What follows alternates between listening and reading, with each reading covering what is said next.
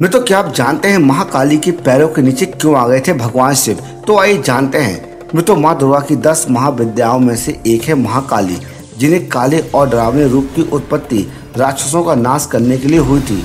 यह एकमात्र ऐसी शक्ति है जिनसे स्वयं काल भी भयभीत खाता है। उनका क्रोध इतना विकराल रूप ले लेता है कि सारी संपूर्ण शक्तियाँ भी मिलकर उन्हें गुस्से पर काबू नहीं पा सकती हैं। उनके इस क्रोध को रोकने के लिए स्वयं उनके पति भगवान शंकर उनके चरणों में आकर लेट गए थे। इस संबंध में शास्त्रों में एक कथा वर्णित है जो इस प्रकार है। मित्रों, दैत्य रक्तबीज ने कठोर तपस्या की और ब्रह्मा जी से वरदान प्राप्त कर लिया। अगर उसी खून की एक भी बूंद धरती पर गिरेगी तो उससे अनेक रक्तबीज पैदा हो जाएंगे। मित्रों, उसने अपनी शक्तियों का दुरुपयोग करना शुरू कर दिया और निर्दोषों लोगों को परेशान करना शुरू कर दिया।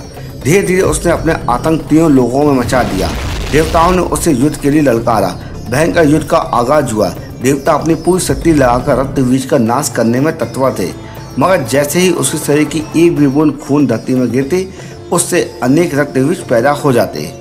मित्रों, सभी देवता मिलकर माँ काली की शरण में गए। माँ काली असल में सुंदर रूप भगवती दुर्गा का काला और डरावना रूप है, जिनकी उत्पत्ति राक्षसों को मारने के लिए हुई थी। महाकाली ने देवताओं की रक्षा के लिए विकराल रूप धारण कर युद्ध भूमि में प्रवेश किया। माँ काली की प्रतिमा देखें तो देखा जा सकता है कि वह विकराल माँ है, जिसके हाथ में खप्पर है और लहू टपकता है तो गले में खोपड़ियों की माला है, मगर माँ की आंखों में और हृदय में अपने भक्तों के लिए प्रेम की गंगा बहती है। मित्रों, महाकाली ने राक्षसों का वध करना आरंभ किया, लेकिन रक्तबीज से खून की एक बूंद भी धरती में गिरती तो उससे अनेक दानवों का जन्म हो जाता, जिससे युद्ध भूमि में दैत्यों की संख्या बढ़ने लगी। तब माँ ने अपनी जीवा का विस्तार किया और दानवों की एक बूंद खून भी धरती में गिरने की बजाय उनकी जीभ में गिरने लगी। वहाँ लाशों के ढेर लग गई और खून पीने लगी।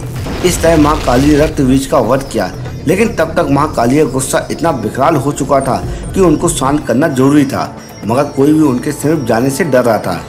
सभी भगवान शिव के पास पहुँचे और माँ काली को शांत करने के लिए प्रार्थना करने लगे। भगवान शिव ने उन्हें बहुत प्रकार से शांत करने की कोशिश करी। जब सभी प्रयास विफल हो गए तो वह उनके मार्ग में लेट गए। जब उनके चरण भगवान शिव पर पड़े तो वह एकदम से ठिठक गई। उनका क्रोध शांत हो गया। आदिशक्ति माँ दुर्गा के विविध रूपों का वर्णन मार्कंडेय पुराण में वर्णित है।